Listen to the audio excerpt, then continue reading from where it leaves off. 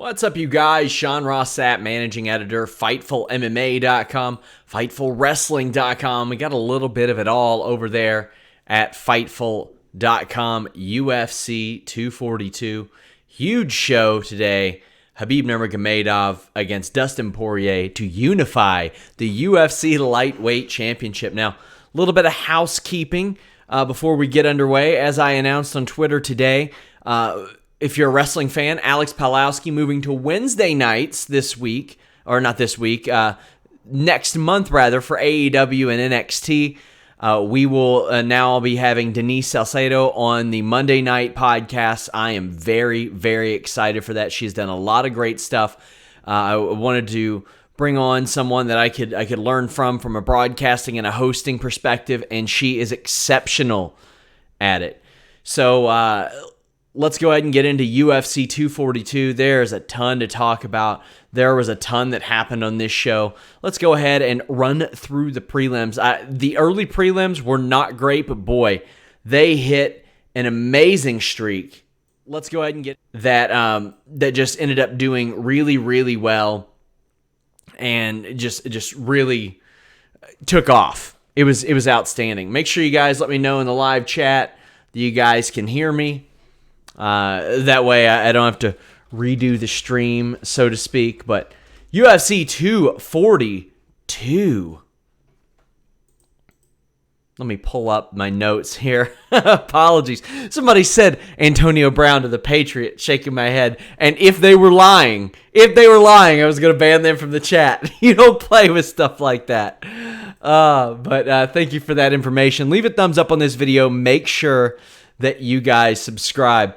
We had Don Madge against Fares Ziem. Don Madge just bored his way to a win this time. Yuck. No reason for you to waste your time watching this one.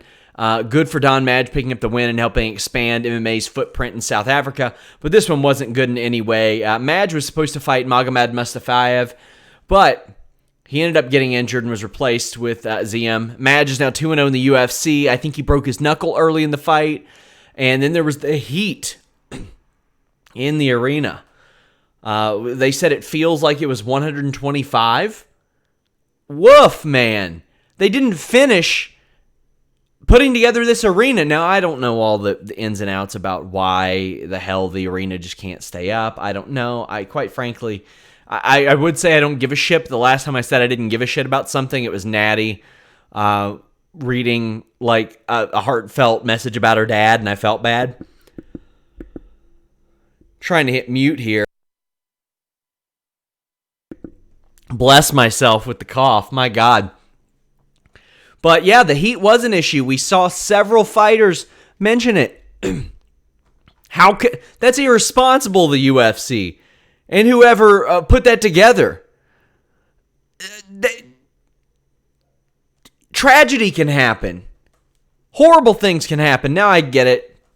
People do combat and military over there in those types of temperatures all the time with a lot more gear. But man, still, woof. Omari Akhmedov also bored Zach Cummings. I was kind of surprised to not see Krause in his corner. But then again, I've been stuck in that pro wrestling loop for a few weeks. Omari Akhmedov landed some impressive takedowns along the way. Cummings' corner at least has the urgency to tell him he's losing the fight, but it doesn't really change much. This was another fight that just wasn't very good, and a fight that I didn't really care about that much, all things considered. I mean, I usually kind of dig watching Cummings fight, but it just wasn't there for me. Akhmedov has won I'll put it this way, he's unbeaten in his last 5 fights. He's beaten Tim Boach, Zach Cummings, Marvin Vettori, a lot of guys who fight very similar, to be honest with you. And he missed all of last year. He's supposed to fight CB Dalloway, but he got hurt. The only thing is, I don't remember any of Akhmedov's fights since 2013 that you looked at and said, this is impressive. He didn't finish anybody, at least. Well, except for Brian Ebersol. And Brian Ebersol had a knee injury at the end of the first round, so that doesn't really count. An exceptional fighter, very good, Still has a lot of growing to do. Has been in the UFC since he was like 24, 25. Zach Cummings, on the other hand, is 35. I don't know how much more growing he has to do, but a solid fighter. He's going to win 2. He's going to lose 1. That's just the way he does things. Muslim Salikov KTFO'd Nordine Taleb. My God, this is one worth watching. Finish woke us all up. Not a lot happening until that 420 mark when Salikov obliterated Taleb with a big overhand. Taleb went stiff and Salikov looked like he was about to follow up, and I'm like, dude, no, cut it out. You don't need that. Like, he knew that Taleb was out.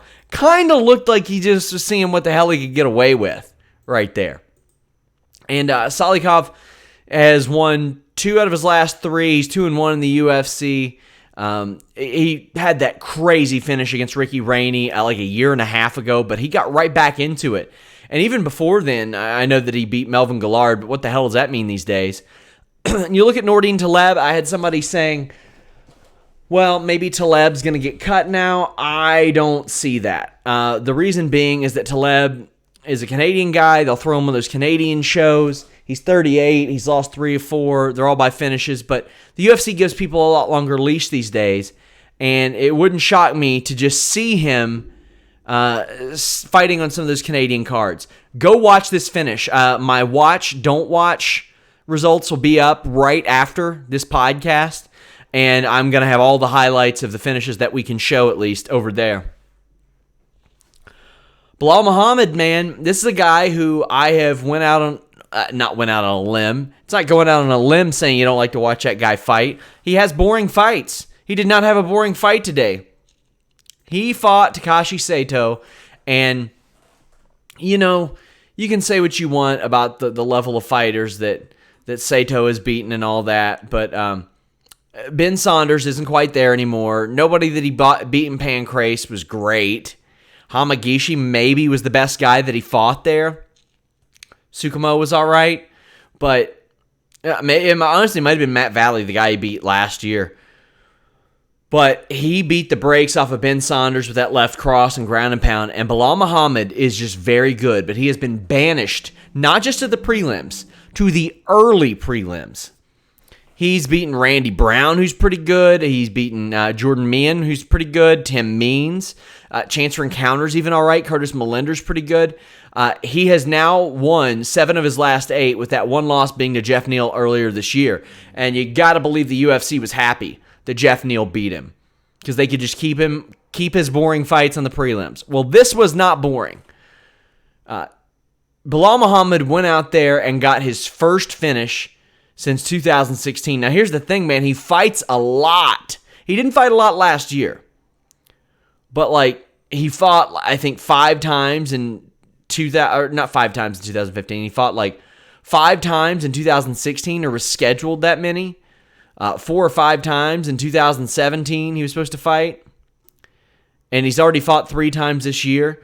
Hey, good on him, man. He tries to stay active. He tries to advance his career. He's 31 years old. Good for him. This was a hell of a win. A big one for him, and he needed that finish. Unless he wanted to hang out on those early prelims forever, he had to win this, and he did. Otman Azatar just deaded Teemu Packalén. This is a must-watch fight. I am going to be watching Otman a lot more closely than I was.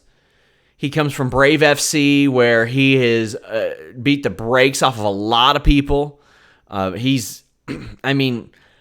think he's got 1 decision win ever, and he's 11-0 now. And Teemu Packalén is not a scrub. Teemu Packalén is a completely reasonable guy to give Azatar in his first fight. It was his 4th UFC fight. He's had a bunch canceled, though. He hadn't fought in a couple, 2.5 years. So I'm okay with it. Give this guy somewhat of a showcase fight, and that's what this was against Packalén, but not a complete scrub. He's won a fight. I don't know that a scrub can end an 11-0 undefeated streak by tapping out somebody in 30 seconds. Now, granted, I'm talking about Thibault Gotti, who has just sucked in the UFC ever since then. But Otman Azatar looked exceptional. This was a clear mismatch from the jump. Azatar walked him down, pummeled away. He was really, really overwhelming. The overhand right knockout was downright scary. Pacquiao was twitching when he hit the ground.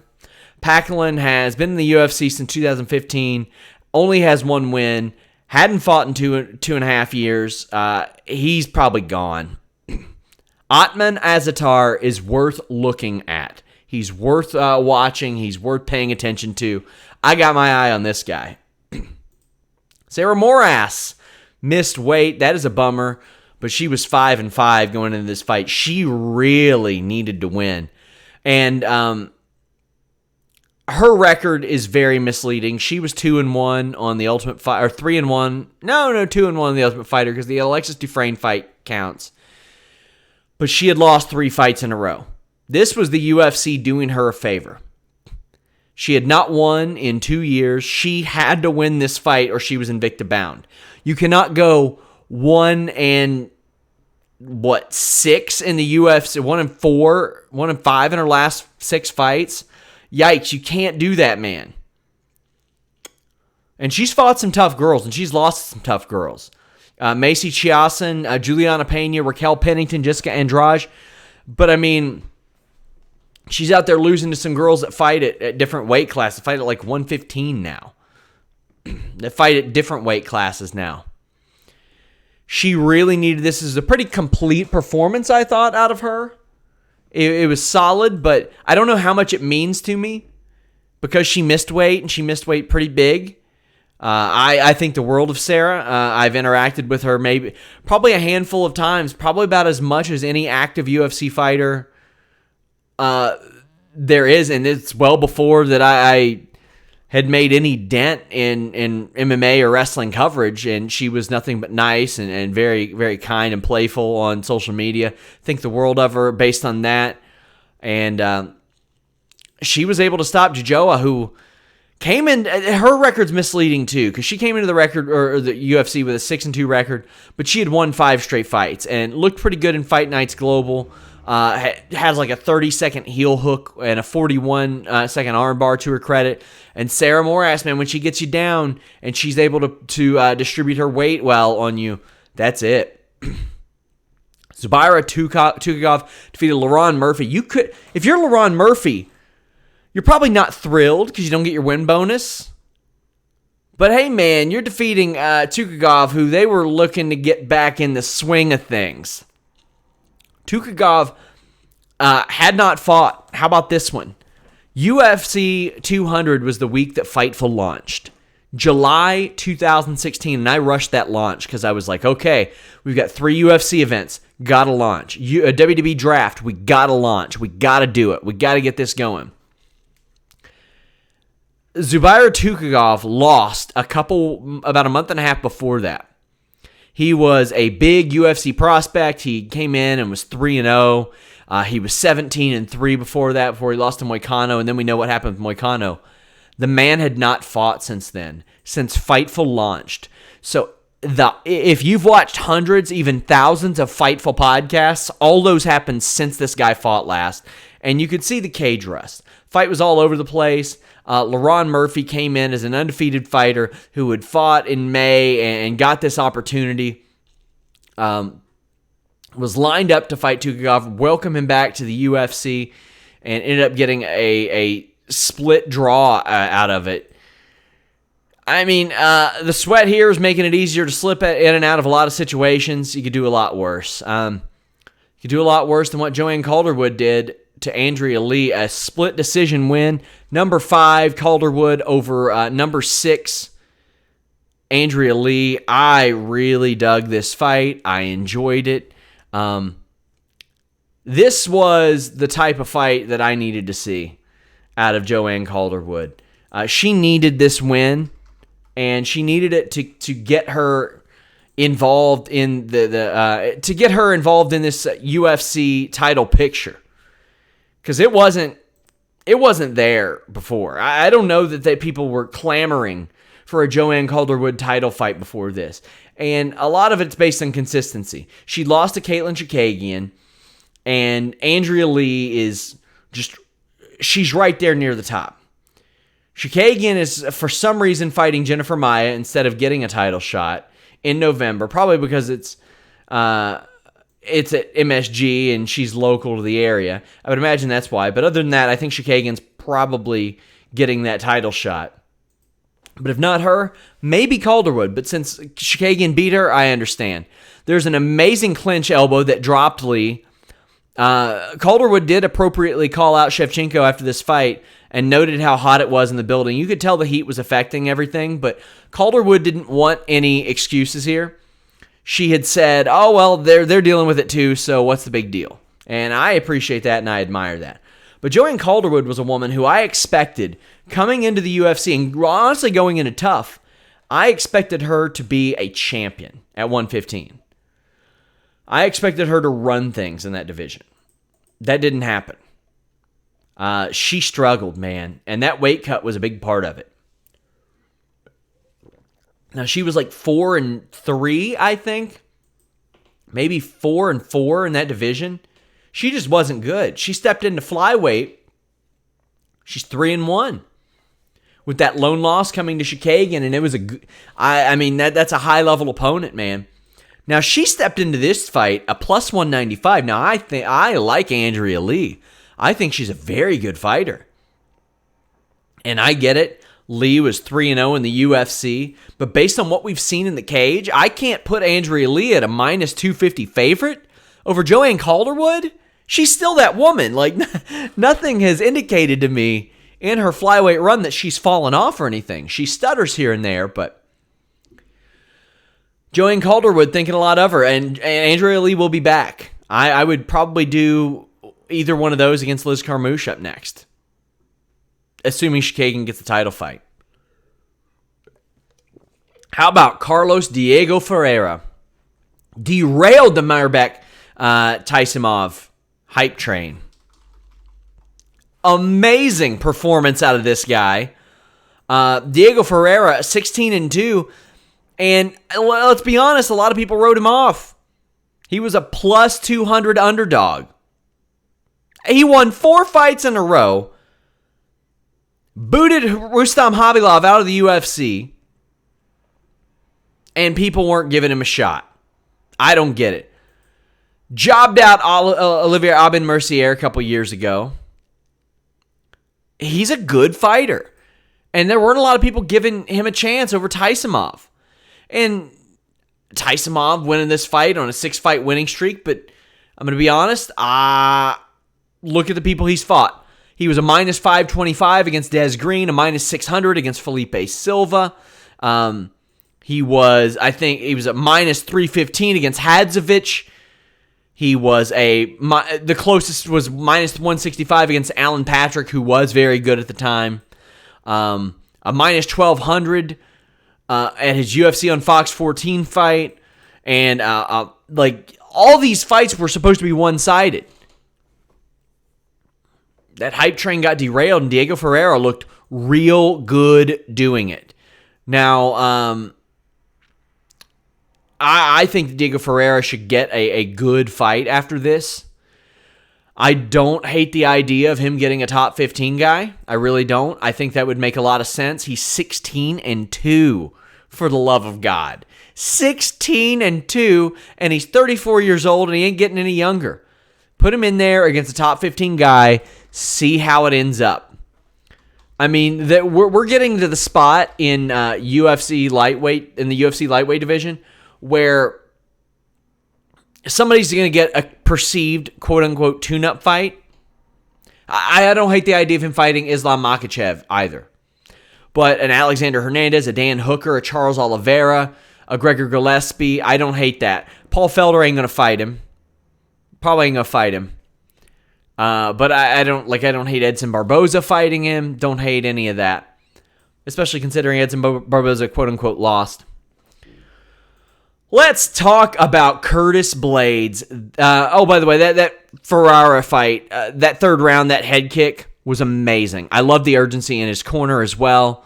Just really, really good. Taisimov has had trouble getting in the cage. He's pulled from like 4 out of his last 6 fights because of injuries and visa issues, and like it's been messy, man. Like he can't get in the cage, and that's a bummer.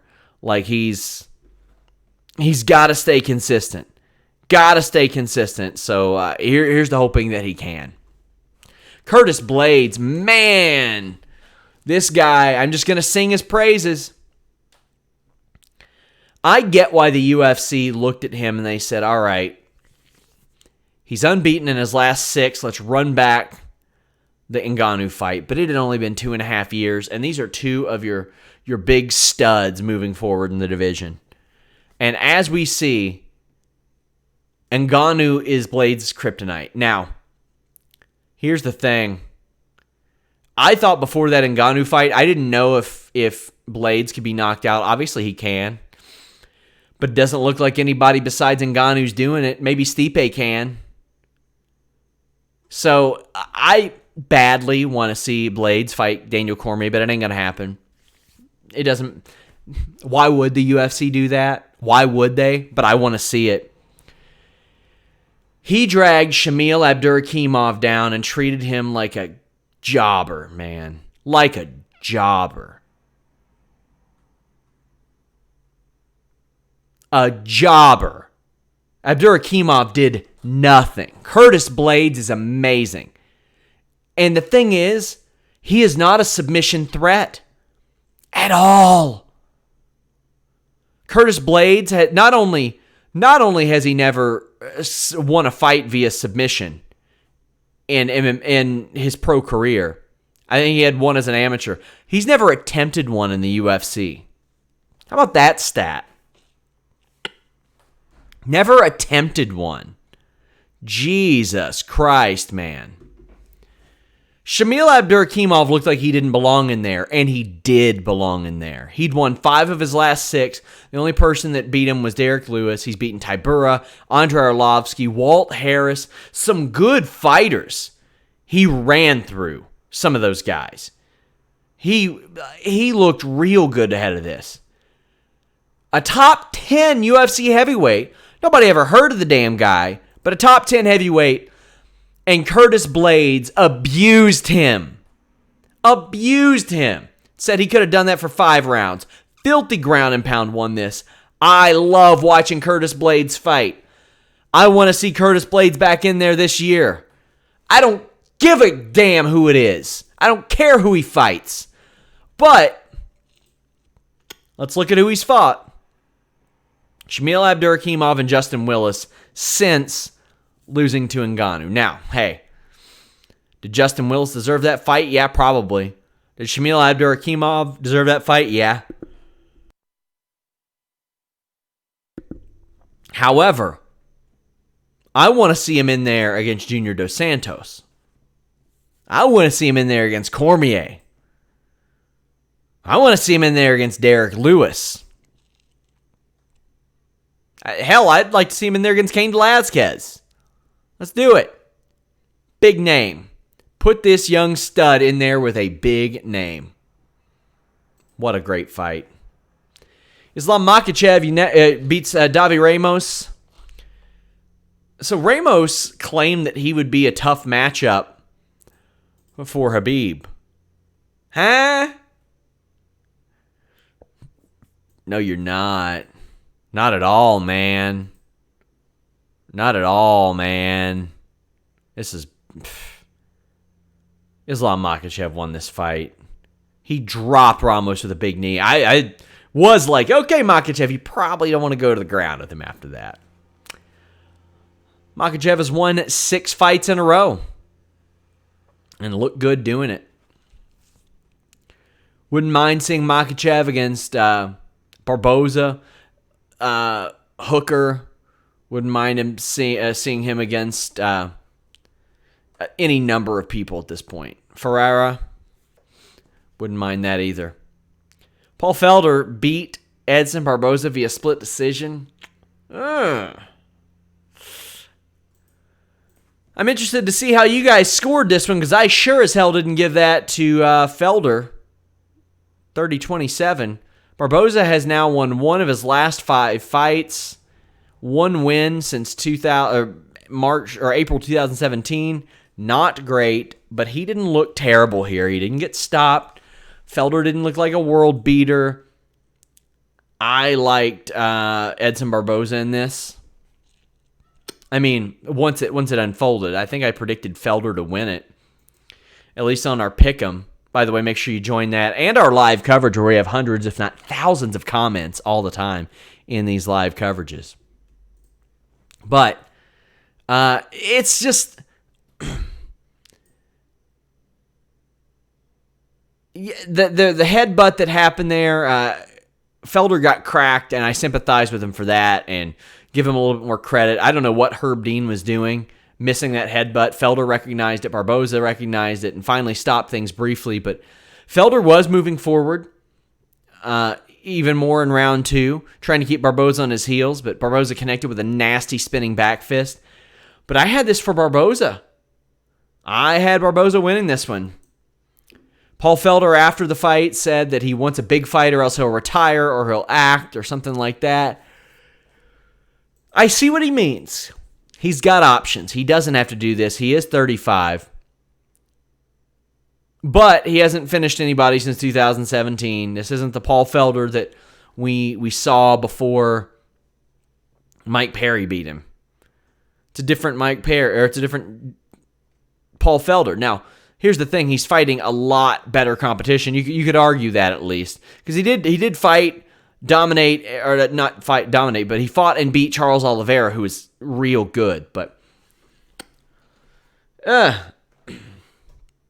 think Barboza took that one.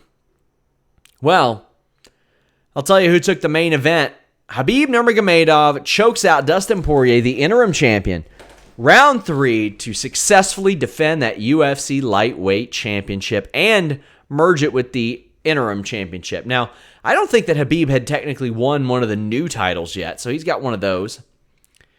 You look at Khabib and where he is in his career, and it's the same place he's been all along. Unbeatable. Unbeatable right now. Now, Dustin Poirier got a little bit of offense in. I thought that Poirier did good getting the underhooks in, but gets taken down and back mounted. For Poirier working the underhooks, I don't know if the sweat in the building, or the sweat that he conjured up there, was good for him or bad for him. Because Khabib was just able to slip right under, drag him down. Khabib took Poirier's back way easier than I thought he would, and was close to sinking in a rear naked choke, but it was really just a threat of a neck crank, which he has won with. He beat Conor with one. But that's been his go-to submission in the UFC, outside of the double wrist lock on Michael Johnson, but he beat Kamal Shaloris in his debut with it, which is funny because he used to win with triangles like all the time before he got to the UFC. His last 3 or 4 fights, almost, before that, were like triangle chokes that he was winning. But this guy is entering greatest lightweight in history territory, and one of the only people standing in his way of that is Tony Ferguson, who we'll talk about in a minute. But round 2 starts, and Dustin Poirier does what he should. He throws, and he connects, and he wobbled. I think he wobbled Khabib Nurmagomedov. It's hard to tell.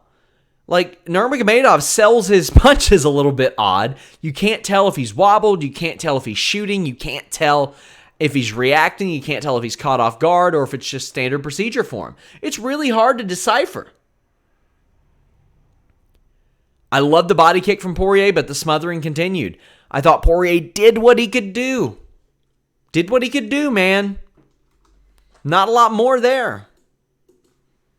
So when I look at Poirier and how disappointed he was after this fight, yeah, sure.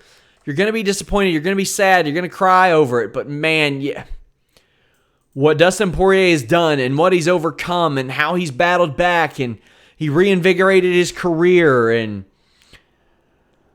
reinvented himself at lightweight over the last 4.5 years after being a key prospect at featherweight. And he made that move. And he beat Carlos Diego Ferreira, who we're talking about today. He beat Yancy Medeiros, who's a tough dude. Joseph Duffy, who people wanted to fight Conor McGregor. He beat Jim Miller. He had that fight with Eddie Alvarez. He beat Pettis, beat Gaethje, beat Alvarez, beat Max Holloway. So we're sitting here looking at this guy who ran the gamut of former champions. Couldn't beat Nurmagomedov. Also, he couldn't beat Michael Johnson, but what are we going to say about that? That guy just somehow beats people. We'll talk about that another day, another time. Don't hang your head, Dustin Poirier. Don't do it. Don't you dare. You're 30 years old. And I know you fought. What we know of you fighting 32 times. It would not shock me to hear it's double that. It would not shock me to hear it's triple that. And those of you who have followed his career know what I'm talking about. But the man has been in the UFC for 9 years. Was in the WEC before that. And the guy has 10 performance bonuses. 10 performance bonuses in less than 9 years. Beat Max Holloway twice. Has beaten Eddie Alvarez. Has beaten Justin Gaethje. Has beaten Pettis. Has beaten all those people I mentioned. Don't hang your head, Dustin Poirier. There is no shame in losing to Khabib Nurmagomedov. One of the most dominant fighters in the history of MMA. Khabib's able to take him down, smother, land that choke, win the fight. Khabib, who I do think, quite frankly, is a shitty person based on some of the videos of him and his relatives filming homeless people, exchanges shirts with Poirier and says he wants to auction it and sell it. Good. That's cool. I like that. That should happen. I got word from Jeremy Lambert, lead wrestling writer, saying the press conference is so cringe. We'll have full coverage of that on Fightful.com, FightfulMMA.com. The fight to make is Tony Ferguson versus Khabib Nurmagomedov. And Khabib said, I've had a busy last couple of years. Well, kind of. You fought for the first time this year. Now. Hadn't fought in 11 months. It's Tony time. It's the fight to make. It's been the fight to make. And I'm not faulting the UFC. It's not their fault that this fight has not happened. They tried to make this fight 4 times in the past. 4 times they've tried to make Khabib Nurmagomedov versus Tony. Let's get in a time machine. Because it's 5 straight years now we've been talking about this. Way back in 2015. Ultimate Fighter 22 finale. Ferguson. Nurmagomedov. Nurmagomedov had to pull out due to a rib injury. Damn, bro. So what do? 5 months later, we're going to run it back. UFC on Fox 19. Well, Ferguson gets hurt. Khabib had to fight Daryl Horcher instead. Who? Yeah, okay. In the meantime, Khabib beats Michael Johnson, but not without some scares happening there. Keep in mind, Ferguson beat Barboza in place of Nurmagomedov. Well, okay. They got to try to run it back again, right? No, not yet. Ferguson had to beat Lando Venata. He had to beat Rafael Dos Anjos. Then we try to run it back. March 2017. Big fight. Woodley and Thompson on that card, right? There we go. Looking like a good card. Kind of. Alistair Overeem, Mark Hunt. You got Woodley and Thompson. You got Khabib and Ferguson. Got a good-looking card there. Nope. Khabib pulls out. Weight complications. Okay. Wouldn't see him back until December. He'd fight Barboza. Ferguson would go and beat Kevin Lee. Kevin Lee had a staph infection.